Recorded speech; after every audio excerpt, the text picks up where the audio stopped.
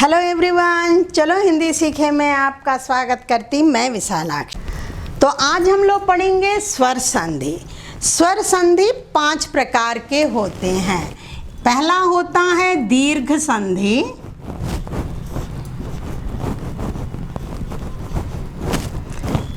दूसरा होता है गुण संधि,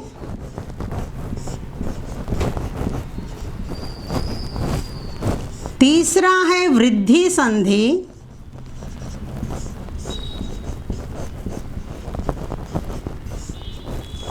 चौथा है यण संधि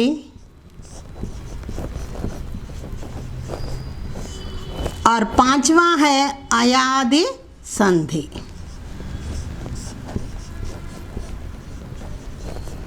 ये 5 प्रकार के संधि स्वर संधि के अंतर्गत आते हैं। आज हम लोग सिर्फ संधि के सूत्र पढ़ेंगे, नहीं तो आप ही कहेंगे कि वीडियो बहुत लंबा हो गया था। तो आज सिर्फ हम इन सूत्रों को जानने की कोशिश करेंगे कि कौन से नियम होते हैं। ఏ నియమాల ప్రకారం ఈ సంధులు వస్తాయి ఏమిటి అనేది ఇవాళ చూద్దాము। నెక్స్ట్ వీడియోలో ఎగ్జాంపుల్స్తో పాటు మనం మిగతావన్నీ కూడా మళ్ళీ వివరంగా మనం చూద్దాం।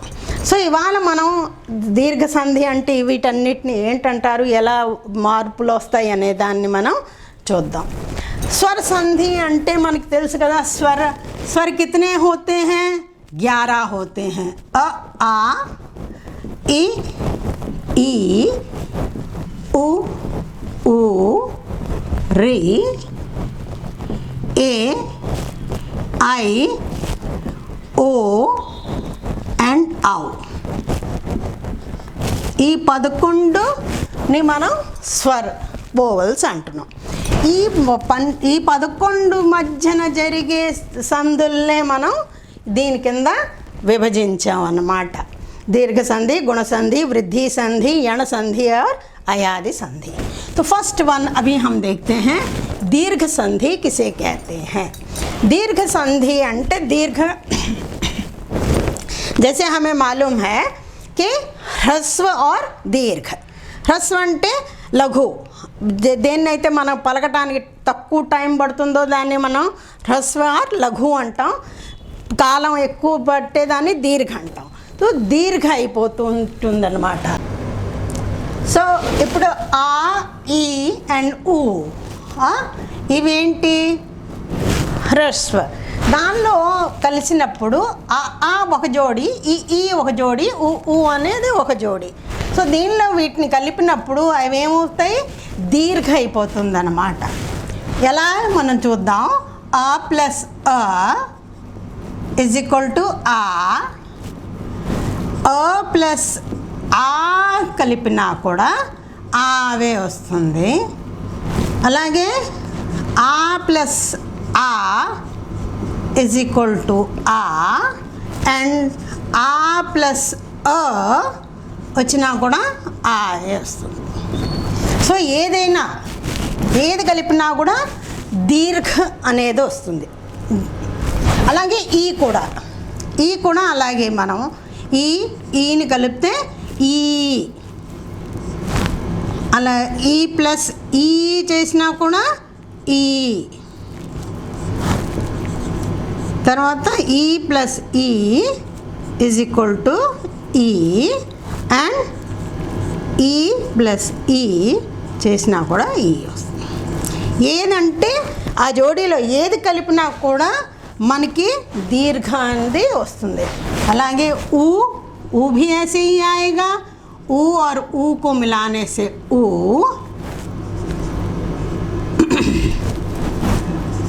ऊ प्लस ऊ को मिलाया तब भी ऊ आएगा, और ऊ को मिलाएंगे तब भी ऊ ही आएगा, और ऊ प्लस ऊ को मिलाएंगे तब भी ऊ ही आएगा। तो सारे जितने भी आएंगे ये तीनों, ये जो हैं क्या है, दीर्घ कहलाते हैं। और ये इन्हीं से जब मिलेगा तो उसे हम कहते हैं दीर्घ संधि। जैसे कि मैं एक उदाहरण आपको बता दे रही हूँ, धर्म प्लस अर्थ धर्मार्थ, धर्म प्लस अर्थ धर्मार्थ।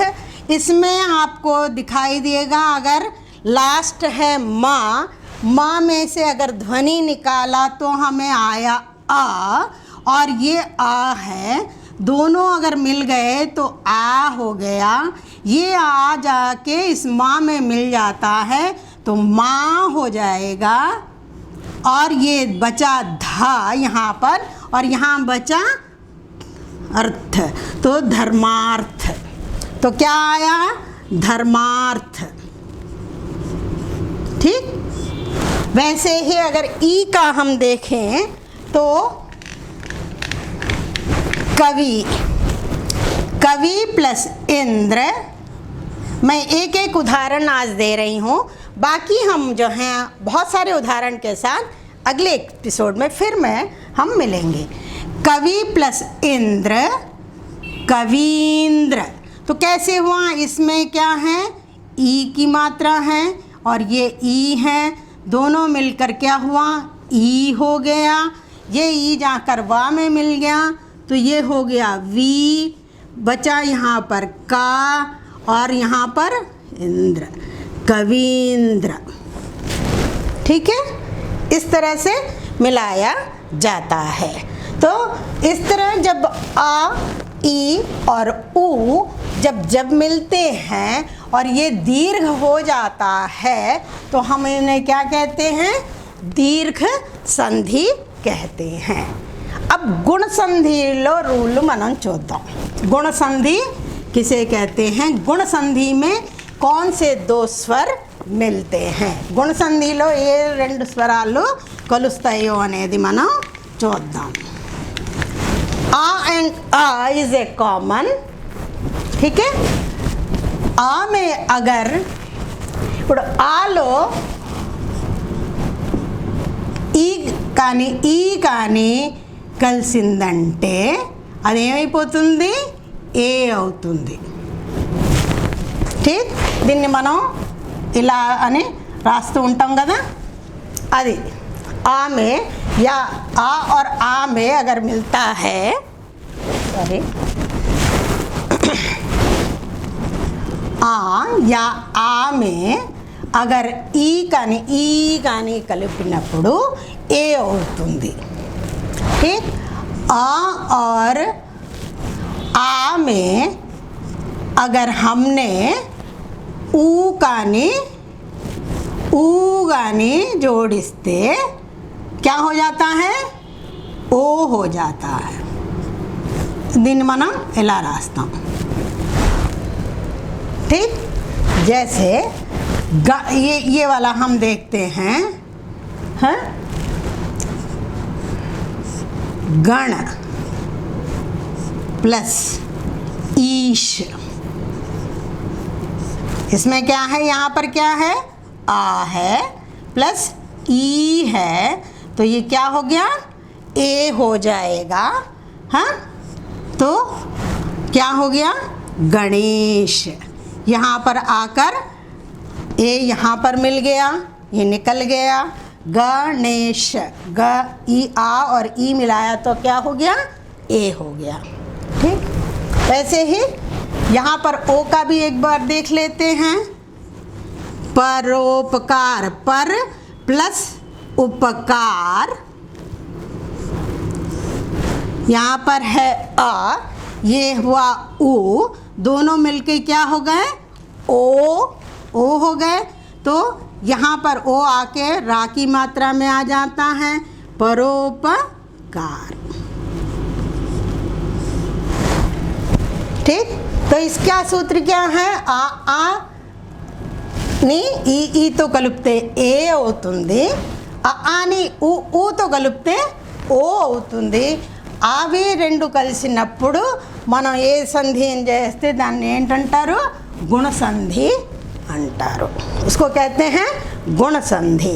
ఎందుకంటే ఎగ్జామ్స్లోని సంధి చెయ్యమని, సంధి విచ్ఛేద చేయమని, సంధిలో ఒక సంధి ఇచ్చి దాన్ని అది దీర్ఘ సంధి గుణ సంధి అనేది మనకి ఆప్షన్స్ కూడా ఇస్తూ ఉంటారు। సో ఆ సూత్రాలని మనం ఒకసారి చేసుకుంటే మనకి ఇది ఐడెంటిఫై చేయటం చాలా ఈజీగా ఉంటుంది.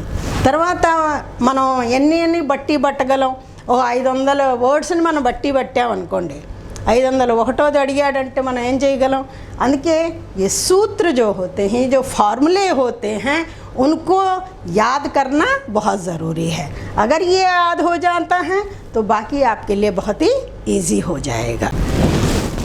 आ और आ में ये री को अगर हम जोड़ते हैं तो क्या बनता है, अर बनता है.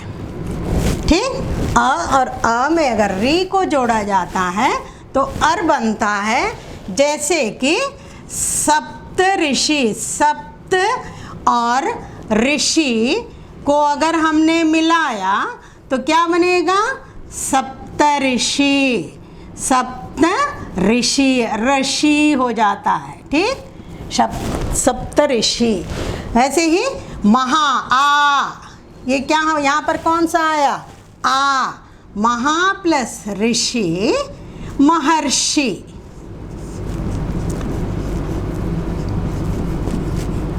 ये हैं गुण संधि के उदाहरण. आज बस इतना ही.